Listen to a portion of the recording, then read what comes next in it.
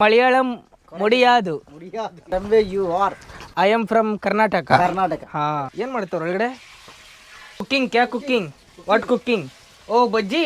ಬಜ್ಜಿ, pazhampori. Pazhampori veg ಯಾ non veg? Veg veg. ಭಯಂಕರ back ವಾಟರ್ಸ್ನ ವ್ಯೂ ಇಲ್ಲಿ ಸಿಗುತ್ತೆ. ಈ ನಿರ್ಜನ ಪ್ರದೇಶದ ಬ್ಯಾಕ್ ವಾಟರ್ಸ್ ಇರೋ ಜಾಗದಲ್ಲಿ ಅಚ್ಚುಕಟ್ಟಾಗಿ ಟೀ ಸ್ಟಾಲ್ನ ಮೇಂಟೈನ್ ಮಾಡ್ತಾ ಇದ್ದಾರೆ ಕೇರಳದ ಹೆಣ್ಮಕ್ಳು. ವುಮೆನ್ ಎಂಪವರ್ಮೆಂಟ್ ಇದಂತೂ. ಟೀ ಅಂತೂ ಸಖತ್ತಾಗಿದೆ. ಬಡಿಯಾ ಟೀ. ಕೈಸೆಗೆ ಪ್ರೈಸ್. ಕೈಸೆಗೆ. ಕೈಸೆ ಈ ಪ್ಲೇಸ್. ಹಾ, how is our place? Place Kerala is beautiful. This place Nedungadu. Nedungadu place is also beautiful. You staying here only? ಓ ಅಲ್ಲ, ನನಗೂ ಮಲಯಾಳಿ ಬರಲ್ಲ, ಇವ್ರಿಗೆ ಕನ್ನಡ ಬರಲ್ಲ, ನನಗೆ ಅರ್ಧಂಬರ್ಧ ಇಂಗ್ಲೀಷು. ಇವರು ನನಗಿಂತ ಚೆನ್ನಾಗಿ ಮಾತಾಡ್ತಾರೆ. ಇಬ್ರದ್ದು ಕಾಂಬಿನೇಷನ್ನು. ಮಲಯಾಳಂ ಮುಡಿಯಾದು. You are. I am from Karnataka. Karnataka. ಹಾ, ಏನ್ ಮಾಡ್ತಾರ ಒಳಗಡೆ? ಕುಕಿಂಗ್. ಕ್ಯಾ ಕುಕಿಂಗ್? What cooking? ಓ ಬಜ್ಜಿ. ಬಜ್ಜಿ, ಪಳಂಪುರಿ. ಪಡಂಪುರಿ ವೆಜ್ ಯಾ ನಾನ್ ವೆಜ್? Veg veg.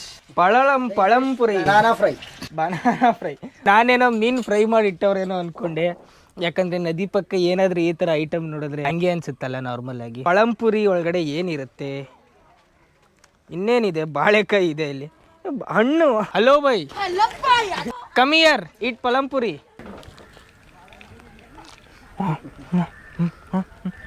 ಬಾಳೆಹಣ್ಣಿದು ಗುರು. ಬಾಳೆಕಾಯಿ ಬಜ್ಜಿ ಅಲ್ಲದೆ ಇದು ಬಾಳೆಹಣ್ಣಿನ ಬಜ್ಜಿ. ಚೆನ್ನಾಗಿದೆ.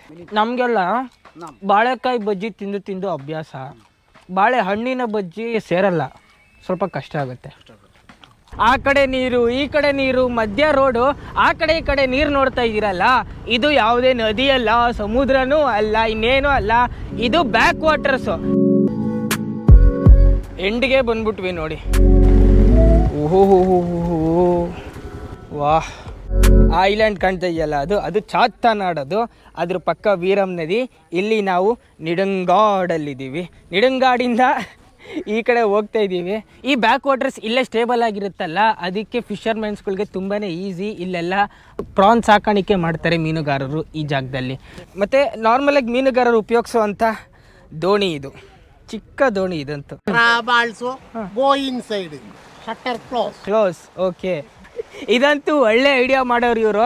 ನೋಡಿ, ಅಲ್ಲಿ ಬ್ಯಾಕ್ ವಾಟರ್ಸ್ ಇದೆ, ಇಲ್ಲಿ ವೀರಂ ನದಿ ಇದೆಯಲ್ಲ, ವೀರಂ ನದಿಯ ಲೆವೆಲ್ಲು, ನದಿ ನೀರಿನ ಲೆವೆಲ್ ಏನಾದ್ರು ಜಾಸ್ತಿ ಆದಾಗ ಆ ನದಿ ನೀರು ಎಲ್ಲ ಈ ಕಡೆ ಹೋಗ್ಬಿಡುತ್ತೆ. ಆ ನದಿ ನೀರು ಈ ಕಡೆ ಹೋಗುವಾಗ ಬರೀ ನೀರು ಮಾತ್ರ ಹೋಗಲ್ಲ, ಅದ್ರ ಜೊತೆ ಪ್ರಾನ್ ಹೋಗುತ್ತೆ, ಮೀನುಗಳು ಹೋಗುತ್ತೆ, ಕ್ರ್ಯಾಬ್ಗಳು ಹೋಗುತ್ತೆ. ಆವಾಗ ನದಿ ನೀರು ಆ ಕಡೆ ಹೋಗಿದ ತಕ್ಷಣ ಈ ಬಾಕ್ಲಿದೆ ನೋಡಿ, ಇದನ್ನು ಕ್ಲೋಸ್ ಮಾಡಿಬಿಡ್ತಾರೆ.